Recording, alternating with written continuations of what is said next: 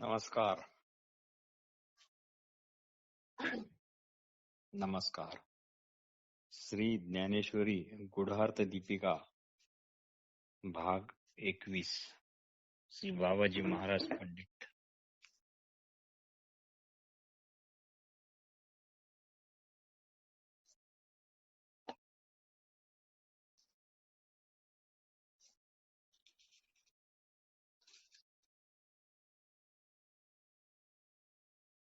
आपण मागच्या भागात पाहिलं आहे की थोडक्यात देहभाव म्हणजे हा जणू अनर्थाचा आणि अकल्याणाचा सागरच आहे.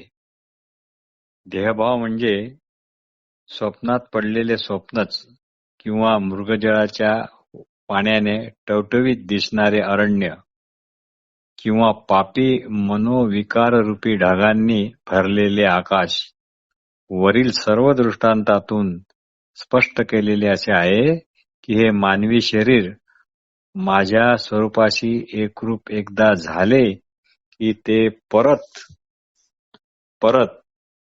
घ्यावे लागत नाही. ते जीवाचे मूळ आत्मस्वरूप अखंड सुखरूपच आहे. तेथे दुःखाचा लेश नाही किंवा सर्व दुःखाची तेथे निवृत्ती आहे. अशा जीवाला सर्व दुःखाची प्राप्ती केवळ देहबुद्धीमुळेच आहे, देहासक्तीमुळेच आहे, देहाकार वृत्तीमुळेच आहे. यामुळेच आपल्याला आत्मस्वरूपाचा विसर पडतो आणि मृत्यूची पण भीती वाटत राहते. विषय सुखाकरता दीनवाणे होऊन फिरत राहावे लागते आणि स्वैरवर्तनाची दुर्बुद्धी वारंवार होते. माझ्या अमर्याद स्वरूपाशी एकरूप होणे हाच यावर एकमेव मार्ग आहे. उलट वेदवाङ्मय वा इतर तत्वज्ञाने यांची कितीही पारायणे केली, कितीही प्रवचने ऐकली तरी पण यापासून सुटका नाही. कारण मृताचे पोट जसे दुखत नाही त्याप्रमाणे त्यांनी मृत्यूच्या पूर्वी कितीही खाल्लेले असले तर मृत्यूनंतर ते पोट दुखत नाही.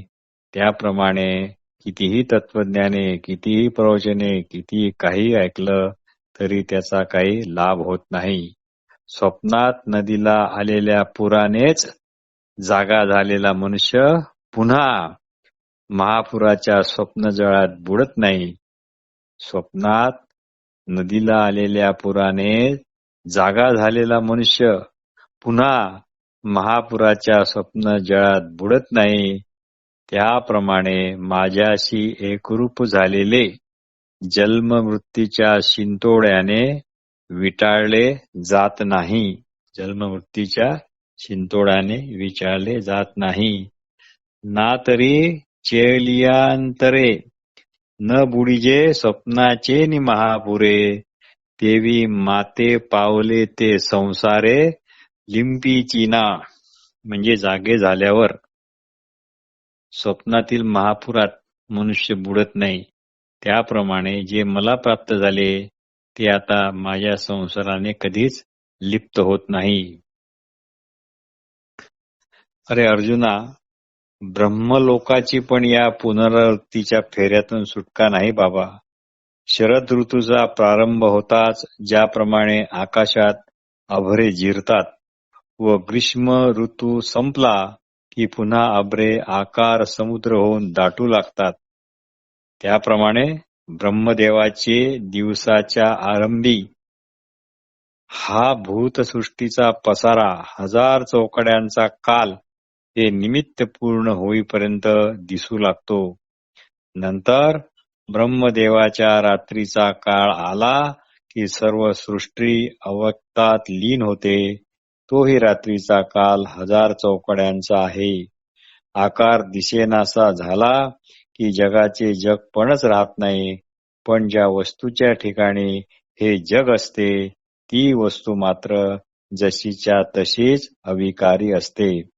तेव्हा जगताची नामरूपे भासतात.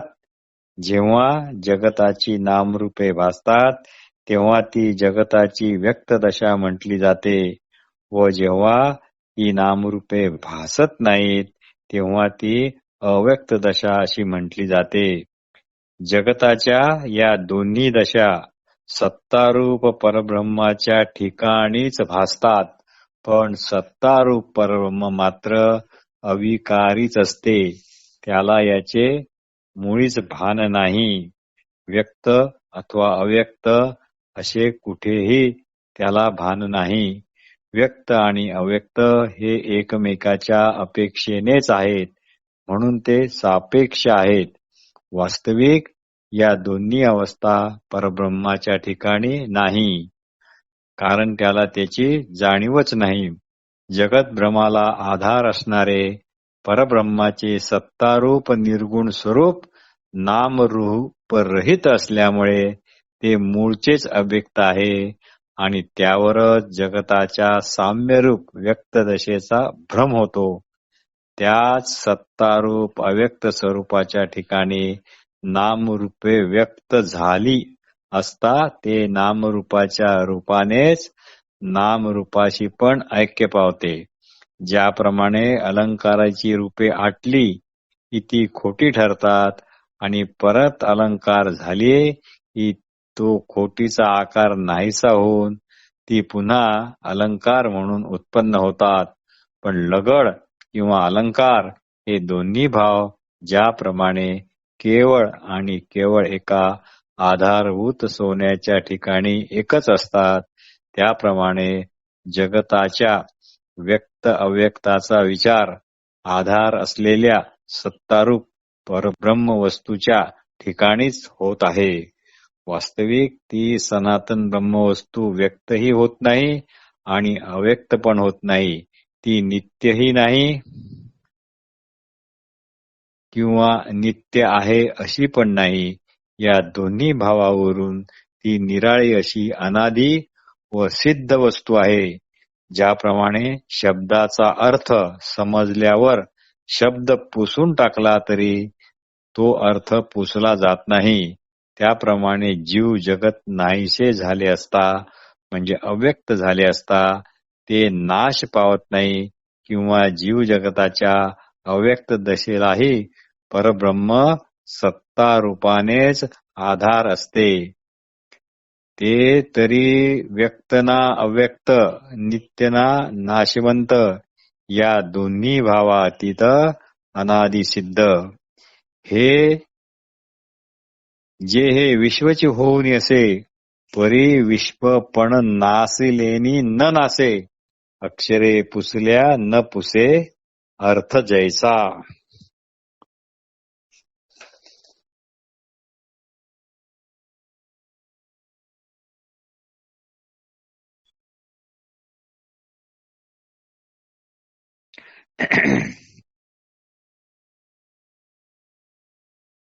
जैसे आटलिया रूपे, आटले पण ते खोटी म्हणिपे, पुढती तो धनाकार हारपे, ते वेळी अलंकार. अलंकाराची रूपे आटली गेली असता त्या सर्वांच्या आटलेपणाला खोटी म्हणतात आणि जेव्हा तिचे अलंकार केले जातात तेव्हा त्या खोटीचा आकार नाहीसा होऊन अनेक अलंकार उत्पन्न होतात. पण लगड आणि अलंकार हे दोन्ही भाव केवळ आधारभूत सोन्याच्या ठिकाणीच भासतात. त्याप्रमाणे जगताचा व्यक्त अव्यक्ताचा विचार त्याला आधार असलेल्या सत्तारूप परब्रह्म वस्तूच्या ठिकाणीच होतो. वास्तविक ती सनातन वस्तू व्यक्तही होत नाही आणि अव्यक्तही होत नाही.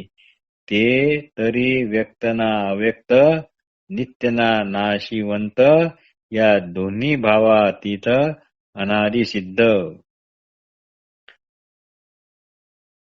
ज्याप्रमाणे शब्दाचा अर्थ समजल्यावर शब्द पुसून टाकला तरी अर्थ पुसल्या जात नाही, त्याप्रमाणे जगत नाहीसे झाले असता म्हणजे अव्यक्त झाले असता ते नाश पावत नाही, म्हणजे त्या जगताच्या अव्यक्त दशेतही परब्रह्म सत्ता रूपाने त्याला आधार असतेच.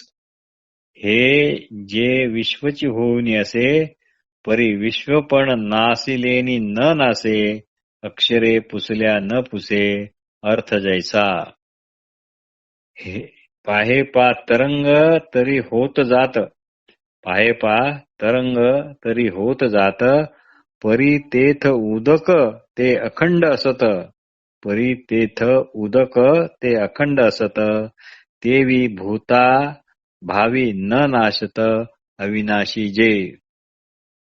अर्जुना, पाण्यावर असंख्य तरंग उत्पन्न होतात, पण पाणी मात्र उत्पन्न होत नाही किंवा त्या तरंगाच्या नाशाने पाणी नाशही पावत नाही, ते अखंडच असते. त्याप्रमाणे भूतसृष्टी नाहीशी झाली तरी जे नाश पावत नाही आणि भूतसृष्टी आली तरी ते नाश पावत नाही, अशा त्या अखंड किंवा आटल्या जाणाऱ्या अलंकारात जे सोने असते त्याप्रमाणे ते अविनाशी तत्व सदा अविनाशीच राहते.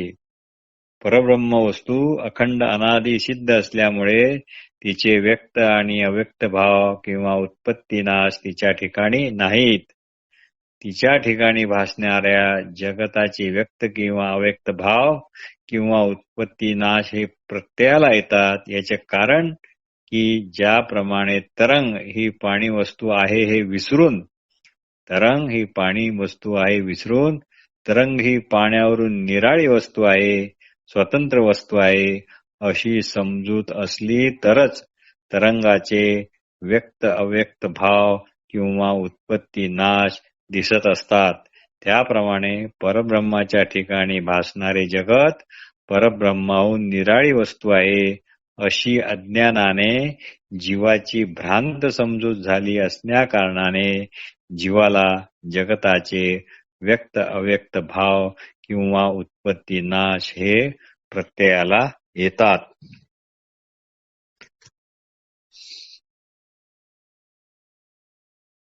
तात्पर्य: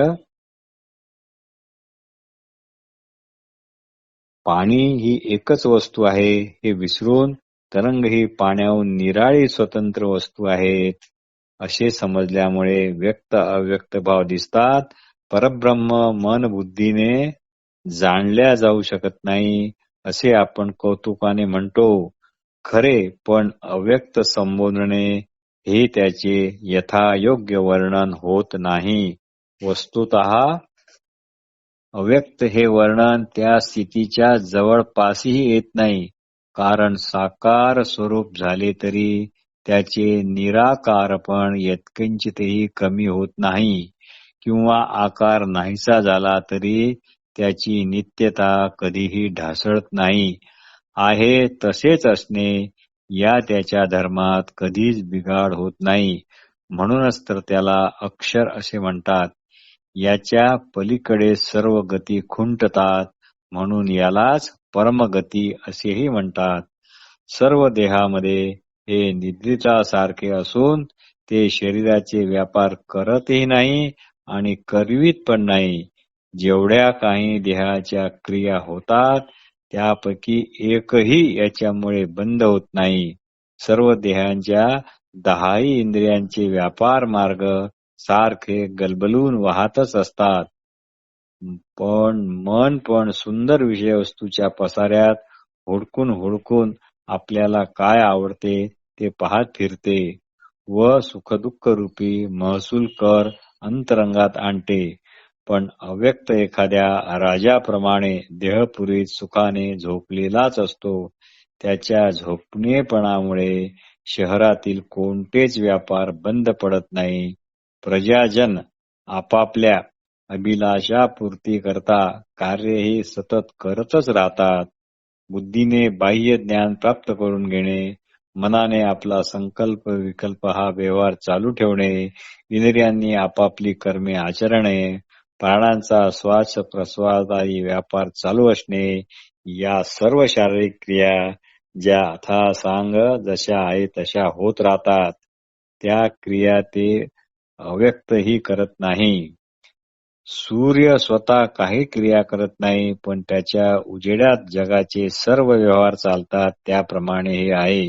अशा प्रकारे हे अव्यक्त शरीरामध्ये निद्रिस्त झाल्यासारखे असते. म्हणूनच याला पुरुष म्हणतात. आणि याला पुरुष म्हणण्याचे दुसरे कारण असे की प्रकृती याची अत्यंत पतिव्रता आहे. ती या अक्षर पुरुषाला त्याच्या स्वरूपाला क्षणभरी स्वतंत्र सोडून राहत नाही. म्हणून अशा या प्रकृती पतिव्रतेशी हाही एकपत्नी व्रताप्रमाणेच राहतो. म्हणूनही याला पुरुष असे म्हणतात. आणि प्रकृती पतिव्रते पडिला एक पत्नी व्रते येणेही कारणे यया ते पुरुष म्हणूये. या ते पुरुष म्हणूये.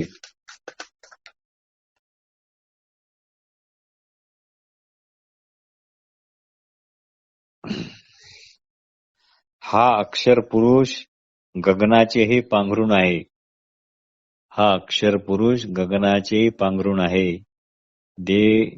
पै वेदाचे बहुवसपण देखेचिना जयाचे अंगण हे गगनाचेही पांघरून होय देखा.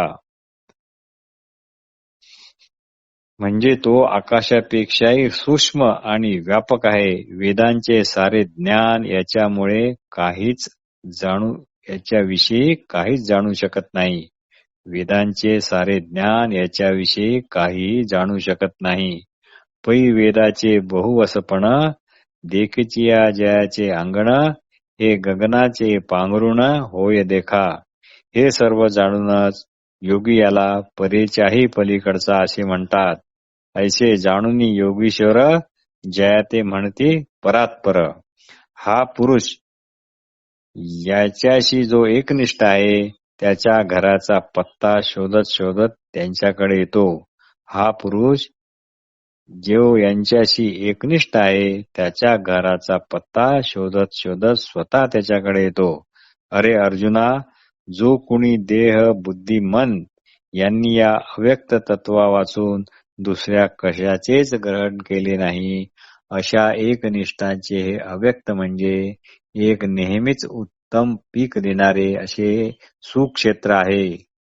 जे तनु वाचा चित्ते नाही करती दुजिया गोष्टी ते तया एकनिष्ठीचे पिकते सुक्षेत्र हे संपूर्ण त्रैलोक्य सच्चिदानंद भगवत रूपच आहे.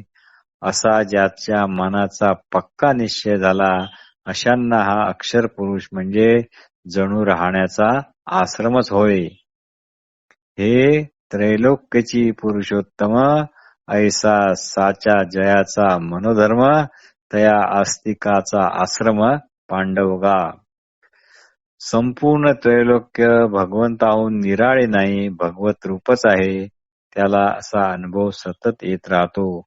जे निगर्वाचे गौरव, जे निर्गुणाची जाणीव, जे सुखाची राणीव निराशाशी, जे संतोषिया वाढले ताट, जे अचिंता अनाथाचे मायपोट, भक्तीसी उजू वाट जया गावा.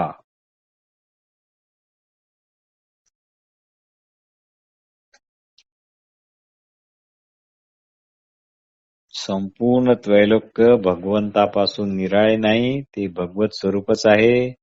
असा अनुभव आल्यानंतर जो निगर्वाचे गौरव, जो निर्गुण स्वरूप झालेल्या पुरुषाची केवळ जाणीव आहे आणि जो असा अक्षर पुरुष विषय सुखाविषयी निरीश्य झालेल्या पुरुषाचे परमसुखाचे सौभाग्यच होय. जे संतोषिया वाढले ताट, ते अचिंता अनाथाचे मायपाट, भक्तीशी उजू वाट जया गावा. असे जे अखंड संतुष्ट राहणारे असे आहेत, त्यांच्या पुढे हे जणू संतुष्टीचे ताटच वाढले आहे. संसाराची चिंता सोडून निश्चिंत झालेल्यांना व परमेश्वरा वाचून दुसरे काही नाही अशांना जो अक्षर पुरुष आईप्रमाणे पोटाशी धरणारा आहे आणि या अक्षर पुरुषाच्या गावाला जाण्याकरता भक्ती हा एकच सरळ रस्ता आहे, हे इथे नमूद करण्यात आलेले आहे. सच्चिदानंद परब्रह्माच्या अत्यंत निराभयवानी पुरुषालाच हा आकळतो. त्रिगुणातीत झाल्यावरच याचा खरा अनुभव येतो. विषय वासना रहित झाल्यावरच हे अक्षर परमसौख्याचे राज्य मिळते. हा अक्षर पुरुष म्हणजे जणू संतोषाचे वाढलेले ताटच, अनाथांचा नाथ, आईच्या मायेने पोटाशी धरणारा. अक्षय स्थितीला जाण्याकरता हा एक सरळ रस्ता आहे. ज्या ठिकाणाला गेले असता जाणाराच ठिकाण होऊन जातो. त्याप्रमाणे हे असे गाव आहे की या गावाला गेले असता अर्जुना संपूर्ण संसारच मोक्षरूप होतो. तैसा संसार जया गावा गेला, चाता पांडवा होऊन ठाके आगवा मोक्षची.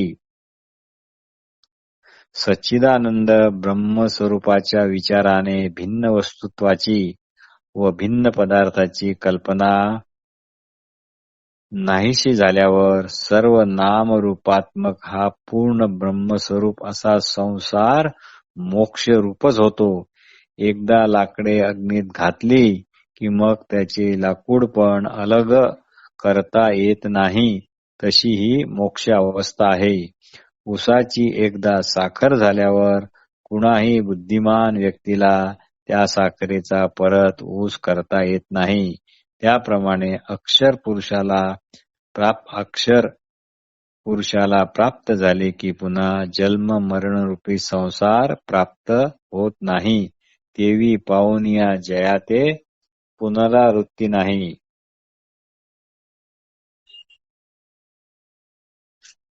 जशी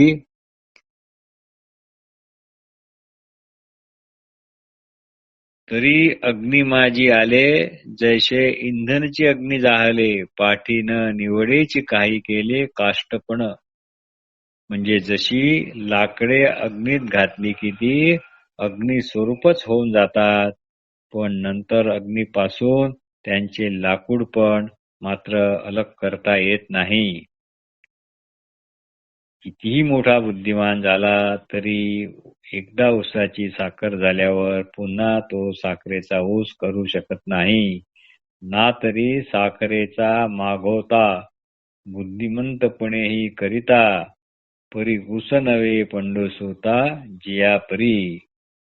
लोहाचे कणक जाहले, हे एके परिसेच केले, आता आणिक कैचे ती गेले लोहतत्व आणि. एकदा परिसाच्या योगाने म्हणजे स्पर्शाने लोखंडाचे सोने झाले, तर आता ते गेलेले लोखंडपण कधी पुन्हा परत आणताच येत नाही. म्हणून ज्याप्रमाणे दुधाचे तूप होऊन गेल्यावर त्या तुपाला पुन्हा दूध कधीही करता येत नाही, म्हणून तूप होऊनी मागवते, जेवी दूधपणा न येची निवृत्ते, तेवी पावलिया जयाते पुनरावृत्ती नाही. हे माझे परम साचोकारे निजधाम, हे आंतुवट तुझ वर्म दाविजत असे. त्याप्रमाणे ज्या अक्षर पुरुषाला प्राप्त झाले असता पुन्हा जन्म मरण रूपी संसार प्राप्त होत नाही. अर्जुना, हे माझे खरोखर अविनाशी प्राप्तव्य असे स्वरूप आहे. हे माझ्या अंतःकरणातील गुह्य म्हणजे वर्म मी तुला आज दाखवत आहे. अर्जुना, हे माझ्या अंतःकरणातील गुह्य मी तुला सांगितलेले. दुसरे आता महत्वाचे ऐक. मरणाच्या पोटात म्हणजे दाढेत जाण्याची वेळ आली की जीवातील पंचमहाभूते अखेरच्या आपापल्या प्रवासाला निघतात. तरी ऐके गा सुबटा, पातलिया मरणाचा माझीवटा, पाचे आपुलिया वाटा निघती अंती. मृत्यूने व्यापले असताना बुद्धीला भ्रम न होणे, विचारशक्ती जागच्या जागी असणे, मन पूर्णतः कार्यक्षम असणे, देहाचे सर्व चैतन्य टवटवीत राहून अनुभवलेल्या ब्रह्मस्थितीत स्वतःला सामावून घेणे, हे सर्व जर शरीरात अग्नीची सहाय्यता असेल तरच आणि तरच शक्य आहे. वरी पडला प्रणय काळी, बुद्धी ते भ्रम न गेळे. स्मृती नवे आंधळी, न मरे मन. हा चेतना वर्ग आगवा, मरणी दिसे टवटवा. परी अनुभवालिया ब्रह्मभावा, गवसनी होईनी. ऐसा सावध हा समभाव, आणि निर्वाण वेळी निर्वाहो. हे तरीच घडे सावाहो, अग्नीचा आती.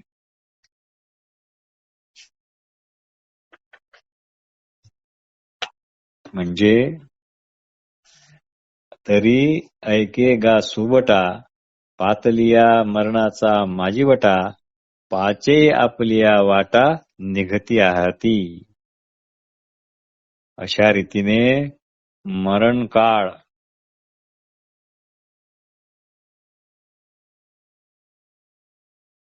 जवळ आला की एक मूर्छा येते आणि देहात असलेले पंचमहाभूते आपल्या आपल्या वाटेने बाहेरच्या भूतात मिळण्याकरता त्वरेने निघतात. अशा रीतीने मरण काळ येऊन पडला असता बुद्धी भ्रमाने गेली नाही, म्हणजे बुद्धीला भ्रम झाला नाही, म्हणजेच स्मरणशक्ती आंधळी झाली नाही, म्हणजे स्मरणशक्ती उत्तम राहिली आहे, व मन मेले नाही, म्हणजे ते पूर्णतः सावध आहे. ऐसावरी वरी पडिला प्रयाण काळी, बुद्धी ते भ्रम न गेळी. स्मृती नवे आंधळी, न मरे मन. हा चेतना वर्ग आगवा, मरणी दिसे टोटवा. परी अनुभवलिया ब्रह्म व्हावा, गवसणी होईनी. याप्रमाणे सर्व चेतन तत्वे मरणाचे वेळी टवटवीत, म्हणजे आपापली कार्य करण्यास समर्थ अशी आहेत. पण जर आपले अंतःकरण ब्रह्मभावाला गवसणी होऊन ब्रह्मभावाचा अनुभव असेल तरच हे घडणे शक्य आहे. ऐसा सावध हा समभाव, आणि निर्वाण वेरी निर्वाहो. हे तरीच घडे सावावो, अग्नीचा आथी. असा हा तत्वांचा समुदाय सावध असणे आणि मरेपर्यंत त्याचा सावधपणा टिकणे हे अग्नीचे सहाय्य असल्याशिवाय घडणे शक्यच नाही. पहा वारेने का उदके, जै दिवियाचे दिवे पण झाके. ते असतीच काय देखे, दिठी आपली. अर्जुना, वाऱ्याने किंवा पाण्याने दिव्याचा प्रकाश विझला. आपली दृष्टी जरी असली तरी आता आपल्या दृष्टीला काही दिसते का? त्याप्रमाणे मरणाच्या वेळी त्रिदोषांच्या प्रकोपाने देहाच्या आत बाहेर कफ व्यापतो आणि अग्नीचे तेज नाहीसे होते. तैसे पहा वारेने का उदके, जै दिव्याचे दिवे पण झाके. तै असतीच काय देखे, दिठी आपुली. तैसे देहांती चेन विषम वाते, देह आत बाहेरी श्लेषा आते. ते विझून जाय उजिते अग्नीचे तेव्हा प्राणाच्या ठिकाणी जी प्राणशक्ती राहत नाही, तेथे बुद्धी असून ती बुद्धी काय करणार? म्हणून अग्नीच्या उष्णते वाचून, म्हणजे अग्नीच्या बळा वाचून देहामध्ये चैतन्य हे राहूच शकत नाही. ते वेळी प्राणासी प्राण, तेथ बुद्धी असून करील काय? म्हणून अग्निवीण देही चेतना ना थोर. अर्जुना, देहातील अग्नी म्हणजे उष्णता एकदा नाहीशी झाली की मग तो देह राहत नाही. तो देह म्हणजे नुसता ओला चिखल होय. त्या अंधारात आयुष्य आपली संपायची केवळ वाट पाहत राहते. अगा, देहीचा अग्नी जरी गेला तरी देह नव्हे, तो चिखल ओला वाया आयुष्य वेळ आपला अंधार घेवसी. मागे प्राप्त करून घेतलेले ब्रह्मभावाचे स्मरण त्यावेळी सांभाळले गेले तरच देह टाकल्याबरोबर योगी ब्रह्मभावात ब्रह्मस्वरूपात मिळतो आणि मागील स्मरण आगवे ते तेणे अवसरे सांभाळावे मग देह तेजुनी मिळावे स्वरूपकी. पण त्यावेळी जर देहाच्या आत बाहेर व्यापलेल्या कफाच्या चिखलामध्येच चेतना पार बुडून गेली तर मग पुढील काहीच आठवत नाही. तव तया देह श्लेषाच्या चिखली चेतनाची बुडवणी गेली तेथ मागली पुढली ठेली आठवण. ज्याप्रमाणे ठेवलेली वस्तू दिव्याने शोधती असता ती सापडण्यापूर्वीच हातातील दिवा विजावा त्याप्रमाणे जो अभ्यास अगोदर केलेला असतो तो देह पडण्यापूर्वीच विसरला जातो. जो आधी अभ्यास जो केला तो मरण येता निमून गेला तैसे ठेवणे न दिसता मालविला दीप हातीचा. अर्जुना हे निरूपण लक्षात असू दे. एवढे लक्षात ठेव की मरतेवेळी ब्रह्मज्ञानाचे स्मरण राहण्याकरता मुख्य अग्नी आणि उष्णता हीच कारण आहेत. शरीरात अग्नीची उष्णता असली तर मरतेवेळी त्या अग्नीचे संपूर्ण शरीराला आणि शरीरातील बुद्ध्यादी तत्वांना प्रचंड सामर्थ्य मिळते.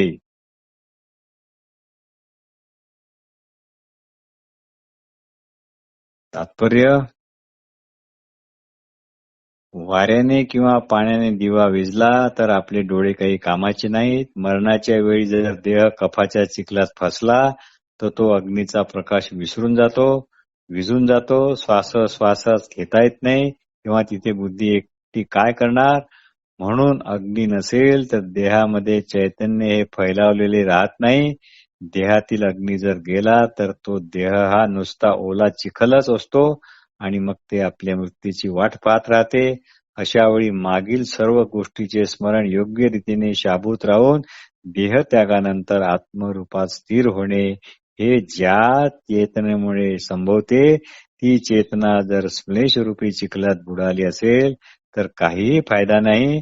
ठेवलेली वस्तू सापण्याआधीच हातातील दिवा विजावा त्याप्रमाणे ही स्मलेशरूपी चिखलात बुडलेली ऐनवेळी ही बुद्धी ऐनवेळी ही स्थिर राहत नाही. म्हणून एक लक्षात ठेव की मरतेवेळी ब्रह्मज्ञानाचे स्मरण राहण्याकरता मुख्य ही अग्नीच कारण आहे. शरीरात अग्नीची उष्णता असली तरच मरतेवेळी अग्नीमुळे शरीरातील सर्व तत्वे सामर्थ्यशील राहतील. अशा प्रकारे देहाच्या आत अग्नी जीवज्योती उजळ आणि बाहेर शुक्ल पक्ष उत्तरायणातील एखादा महिना हे सर्व यथायोग्य एकत्र असताना जे ब्रह्मविद योगी देह ठेवतात ते परब्रह्मच होतात. यालाच अर्चिरा मार्ग असे म्हणतात. मरणासाठी हा काळ अतिशय उत्तम. आता साहजिकच तुला अकाल कोणता ते पण सांगतो. मरण समयी कफ व वात यांच्याकडून देह व्यापला जातो. त्याप्रमाणे अंतःकरणात पूर्ण अंधार निर्माण होतो. विचारशक्तीला भ्रम होतो, मनाला वेड लागल्यासारखे होते आणि श्वास सारखा कोंडल्या जातो. अग्नीचे मूळचे तेज लोपून तो केवळ धुराने भरतो. त्यामुळे देहातील चेतना मंदावते. जसे चंद्राच्या आड काळा दाट ढग आला म्हणजे धड उजेडी नाही आणि धड अंधारी नाही, फक्त झावळलेला असा मंद उजेड असतो. तसे धड मृत नाही, धड जिवंत नाही. अशा अशुद्ध अवस्थेत आयुष्य आपली सीमा चाचपडतच राहते. मन बुद्धी इंद्रिये यांचा समूह असा धुराने कोंडला म्हणजे जन्मभर कष्ट करूनही जे आत्मज्ञान धारण केले असते ते एकदम बुडते. तेव्हा हातातील एखादी गोष्ट निघून जाते तेव्हा अधिक लाभ व्हावा ही इच्छा कशी तृप्त होणार. देहाच्या आतील स्थिती अशी आणि बाहेर कृष्ण पक्षातील रात्र व महिना दक्षिणायनातील एखादा अशा वेळी ज्यांचा देह पडतो तो योगी असेल तर कसा बसा चंद्रलोकापर्यंत तरी पोचतो, पण तेथून परत संसारात येतो म्हणजे येतोच. यालाच धूम्र मार्ग असे म्हणतात. अशा स्थितीत अनादि असलेल्या या दोन वाटा आहेत. मी तुला दोन्ही सांगितल्या. पण खरे आहे असे अर्जुना, हे अत्यंत महत्वाचे आहे. पण खरे आहे असे अर्जुना, देह असो वा नसो, आम्ही स्वतः कैवल्य वस्तूच आहोत. दोरी सापासारखी वाटली तरी तिचे सर्पत्व दोरीच्या दृष्टीने हे केवळ निरर्थकच असते. देह असो अथवा जाओ, आम्ही तो केवळ वस्तूची आहो का जे दोरी सर्पत्व व्हावो दोरीची कडूने. तिला मी दोरीच आहे व दोरीशिवाय दुसरे काही नाही याची खात्री असते. माझ्यावर लाटा तरंग म्हणून निराळे काही आहे असे पाण्याला कधी वाटले आहे काय? तरंग उत्पन्न झाले तर पाणी जन्मते व तरंग लोपले तर पाणी नाश पावते असे थोडीच आहे. त्याप्रमाणे दुसऱ्याला योगी हा देहधारी जरी दिसत असला तरी तो स्वतःच्या अनुभवाने देहासह ब्रह्मरूपच झालेला असतो. मज तरंगपण असे की नसे, ऐसे हे उदका प्रती कही भासे. ते भल तेव्हा जैसे तैसे उदकची. तरंगाकारी न जन्मेची, ना तरंग लोपे निमेची. तेवी देही जे देहची वस्तू जाहले.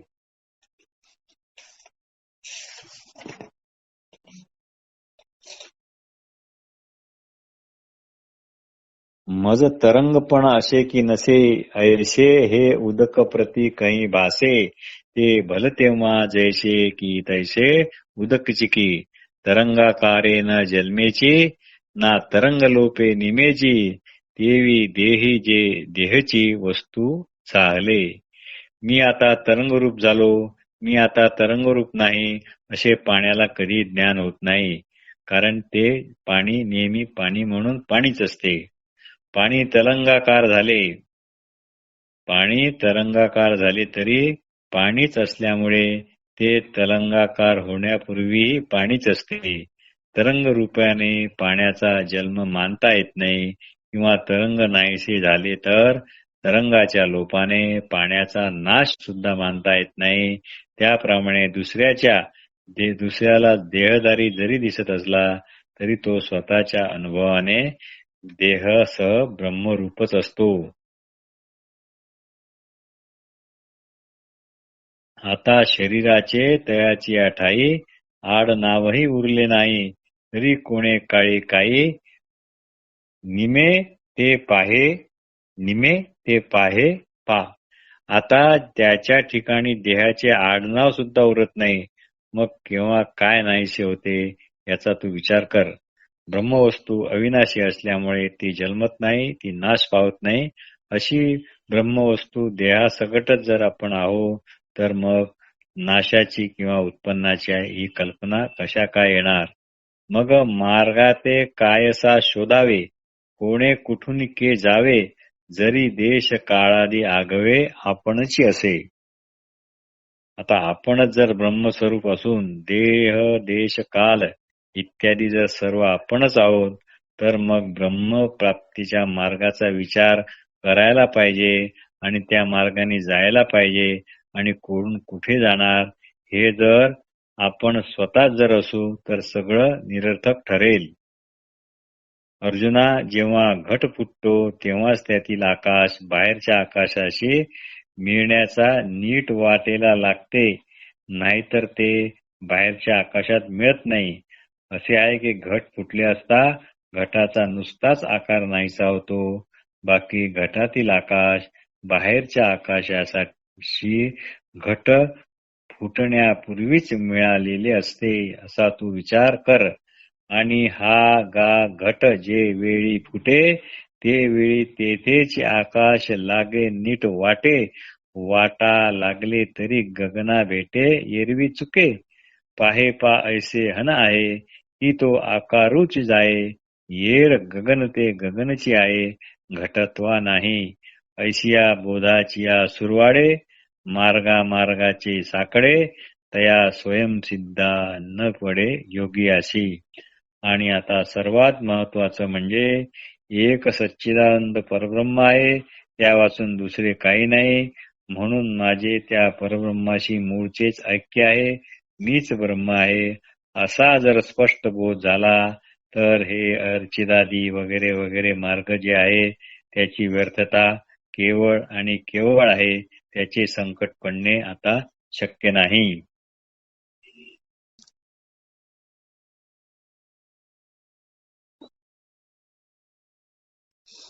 म्हणजे तरंगाकारेन जन्मेची ना तरंग लोपे निमेची, तेवी देही जे देहीची वस्तू झाले. म्हणजे लाटायुक्त वा सपाट स्थिर असले तरी पाणी आणि ते पाणीच. योग्याला देह आहे असे नुसते शब्द सुद्धा लागू पडत नाही, तर त्याचे देहाचे पडणे राहणे या गोष्टीला काही अर्थ नाही. तेथे देह पडण्याला शुभ मुहूर्त अशुभ मुहूर्त इत्यादी काय कामाचा, कोणत्या मार्गाने कुठे जायचे, देश काळ वगैरे हे सर्व जर तोच झाला असला तर या गोष्टीला काही अर्थ उरत नाही. ब्रह्मवस्तू अविनाशी असल्यामुळे ती जन्मत नाही, ती नाश पावत नाही. अशी जर ब्रह्मवस्तू देहासकट आपणच आहो असा अनुभव आल्यावर शरीराच्या नाशाचीच कल्पना नाहीशी होते. अर्जुना, माठ फुटला म्हणजे त्यातील आकाश हे आकाशाशी एकरूप होण्यासाठी आणखी कोठे दुसरीकडे जाते का? आणि तसे गेले नाही तर त्याची व आकाशाची चुकामुक झाली असे आपण म्हणू शकतो का? घटाचा आकार तयार होतो आणि नाश पावतो, पण घट होण्याआधीपासूनच घटाच्या आत गेलेले आकाश बाहेर असलेल्या आकाशाशी एकनिष्ठ नसते काय?